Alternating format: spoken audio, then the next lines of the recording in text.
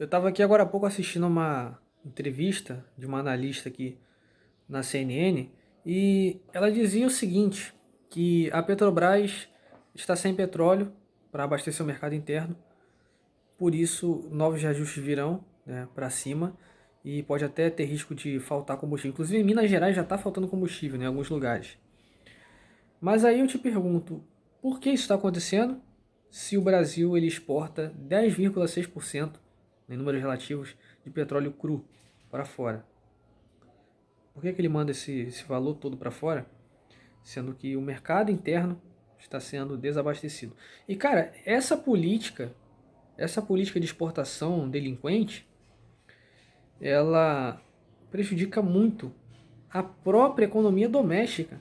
Então, o Brasil hoje ele é uma colônia, né? Ele é simplesmente ali uma economia exportadora, vai exportar tudo, né? Não sobra nada para o mercado interno e começa a faltar insumo, começa a faltar matéria-prima, que é o que está acontecendo na indústria agora. A indústria está recuando por quê? Tá difícil obter matéria-prima, cara. Tá faltando carvão, tá faltando ferro, tá faltando tudo.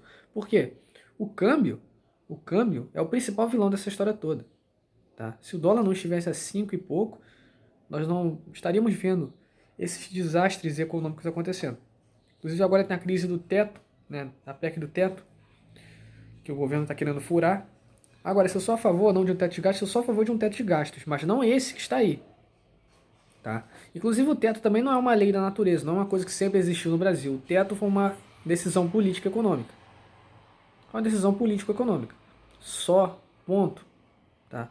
Ah, o mercado vai reagir mal, o mercado... Cara, o mercado não está preocupado com a situação real do país. O mercado está preocupado com a situação fiscal, porque isso tem muito a ver para onde o fluxo de dinheiro vai, o fluxo de capital vai.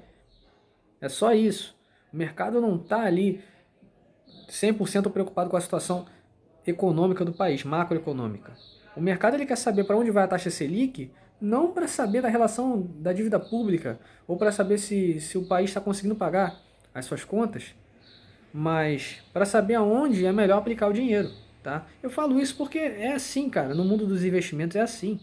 Você vai aplicar o seu dinheiro aonde você tem menos risco, maior rentabilidade. Ou é mentira? Ou eu tô falando alguma mentira? Eu não tô, cara. Não tô falando nenhuma mentira. É exatamente assim que funciona.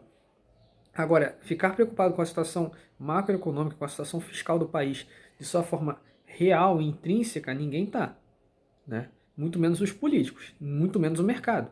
Ninguém está preocupado com isso. Ninguém está preocupado com isso. Então, o problema é que a Petrobras diz ali que está faltando combustível, que está faltando petróleo. Só que ela está exportando petróleo.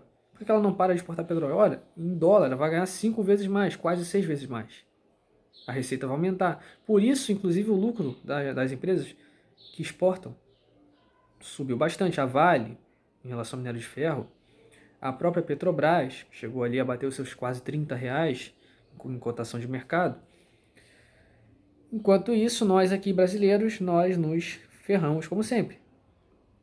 E também não é fazer o que os governos petistas fizeram de ficar segurando o preço, né? Ficar usando o caixa da empresa para subsidiar a gasolina de todo mundo. Isso não funciona, gente. Primeiras coisas têm de ser feitas com fundamento. Tá? É preciso que haja fundamento na coisa. Nesse caso, de usar o caixa da empresa, não tinha fundamento nenhum, porque uma hora o caixa ia acabar, não ia suprir, porque já que a empresa está tendo uma defasagem, né, um deságio, isso é, vendendo combustível mais barato, sendo que ela está pagando mais caro para importar, aí é difícil, fica realmente difícil. Porque o Brasil, ele ainda importa ali cerca de 25%, 30% de petróleo bruto para combinar com o nosso petróleo e daí fazer os nossos derivados. Então, isso é um problema, porque uma parte ainda tem de ser importada e óbvio que se a gente fizer um subsídio desenfreado disso, né, em detrimento ali do caixa da companhia, é óbvio que isso uma hora vai morrer, vai matar a empresa, né? E quando estourar, o negócio vai ser feio, que nem aconteceu em 2014, ou melhor, 2015, né? Ou foi 2016? Foi 2016, gente, me perdoem aí, foi 2016. quando a Dilma segurou o preço da energia elétrica e o preço também dos combustíveis. E aí ela não queria soltar, né? Não queria repassar as altas do mercado internacional, porque senão isso iria disparar a inflação para cima. Qual que é o problema? O problema é que o Bolsonaro está sempre repassando esses aumentos. Então, o governo Bolsonaro ele é um governo que está espelhando exatamente, né, a cotação do petróleo internacional aqui no Brasil. Ele está espelhando tudo, ele está repassando os aumentos, todos os aumentos, tá? E a gasolina ainda tem deságio, não só a gasolina como os derivados ainda estão em deságio de cerca de 20%. Ou seja, ainda há margem para subir 20% o preço da gasolina e dos derivados, dos demais derivados. Ainda há margem para isso. Há uma margem gigantesca ali para subir esses derivados, como um todo, na soma de tudo. Então, vocês estão vendo a lenha que é, né? Não é uma coisa simples de se resolver, não é uma coisa trivial, né? Não é. A realidade é que agora, nesse momento, o câmbio está sendo o principal vilão. O câmbio está sendo um vilão muito mais do que qualquer outra coisa, muito mais do que déficit fiscal, até porque o próprio déficit fiscal ele causa, né, essa perda no câmbio, tá? O fiscal ele importa sim, importa bastante, e menos importante ainda é a taxa Selic, porque a taxa Selic ela está chegando ali nas suas, não vou dizer máximas históricas, porque ela já bateu seus 40% ao ano, então não é nem perto da máxima histórica, mas ela está chegando ali, se a gente for encurtar o tempo, é uma máxima histórica de 10 anos atrás. Ela está bem próxima de uma máxima histórica de 10 anos atrás. Está bem próxima. Em 2 dígitos, está quase chegando lá nos seus 2 dígitos. Inclusive amanhã tem reunião do Copom, né?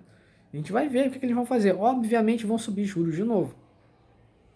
Obviamente. E o Brasil ainda tem espaço para fazer esse tipo de coisa, esse tipo de manobra. Só que como a economia é deprimida, isso aí é mais um veneno do que um remédio, né? Então, infelizmente, a gente entrou numa sinuca de bico, não tem muito o que fazer. Daí eu digo que é uma economia suicida, porque como a gente está exportando tudo, não sobra nada para o mercado interno, a inflação doméstica dispara, tá? E por ela disparar, fica difícil trabalhar, né, cara? Fica difícil viver no Brasil. Fica complicado, porque a gente está exportando tudo, cara. Tá faltando produto aqui, oferta baixíssima, demanda constante ou até maior. Evidentemente, os preços vão nas alturas. Mas é isso aí. Isso que eu tinha para falar para hoje. Nos vemos em breve aí em mais um dia no Brasil.